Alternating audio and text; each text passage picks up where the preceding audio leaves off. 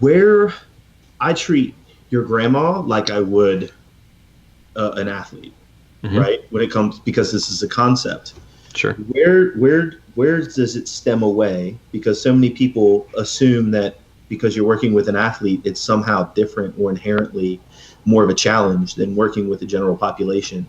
What's your guys' take on that? Is because I see them as the same thing as opposed to them deviating away. Yeah. I mean, I'd be inclined to agree with you. I don't think it has to differ all that much. It's there's a quote that I came across the other day. I can't remember where it was from, but I think it was probably a CrossFit related thing, that the interventions probably differ in quality or magnitude, but not kind. This comes down to, we're applying the basic principles of strength and conditioning, and an understanding of pain and things like that, to the person in front of us. And if the person in front of us happens to be a collegiate athlete, then we're probably doing slightly different things, or we're still operating on the same principles, but it just takes a different form than if we're operating on Grandma Ethel, who, just wants to make sure that she can get around fine. This sounds like a similar question to, or similar heart of a question that I get posed a lot, which is when patients ask me what I think about chiropractors, and I say, I don't know, it depends on the chiro. The same way that there's phenomenal chiros who treat the same way that I do, and that we differ in terms of title. And there are also crappy chiros, then where there are awful physios. Mm-hmm. So it's not. I don't think it has to be all that different. In fact, I'd advocate for it not being, and that's seems to be a general consensus, especially among people who take part in these sorts of discussions and are part of organizations like Clinical Athlete. But I'm not sure. Yeah, there needs to be much difference. Yeah, I agree with you guys. Load management is a general term. It's a generic term. So load is whatever is specific to the person, their specific goal activity, and that could be synonymous. Load could be synonymous with stress. So we could just call it stress management. I mean, that's what training is. Yep. Is you're managing stressors. You're progressing in a certain direction.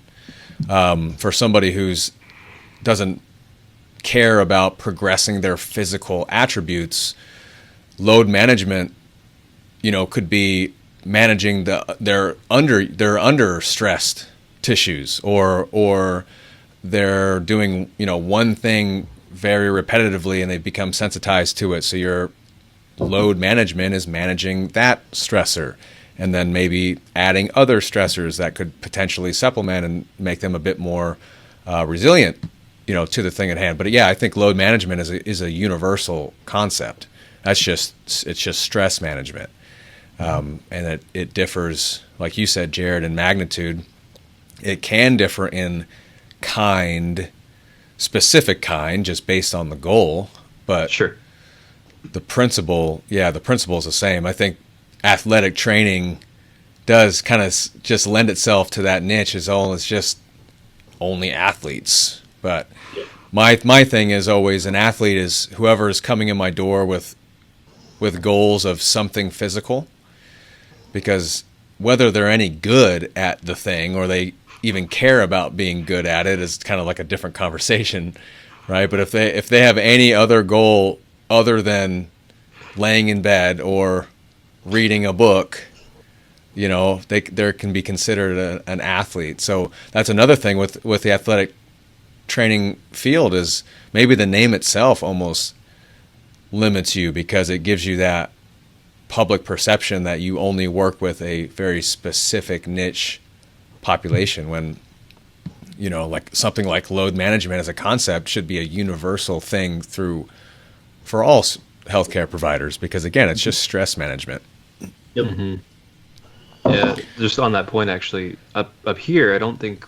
Well, actually, okay. So I'm glad that you did the intro, Quinn. Not because you always do it, but because you said athletic trainer, and that cued me that there's probably a difference, because we have a lot of athletic therapists up here, whom I imagine are probably working or operating fairly similarly to athletic trainers.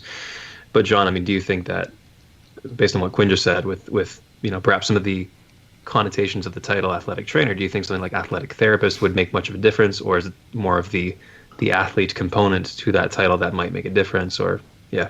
Well, I think it's the perception of the general population.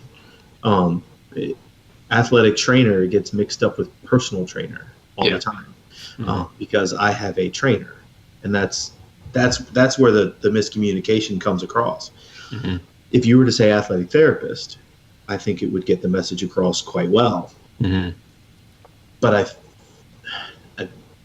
somebody will probably say I'm wrong, but I think therapist is actually protected to be used. Yeah, I don't think we can in the U.S. right now. Mm. But I could be wrong there. But yeah, I think if you were to call it that, it'd be way easier to get the message across, because there's already a perceived value by the general public in the word therapist. For sure.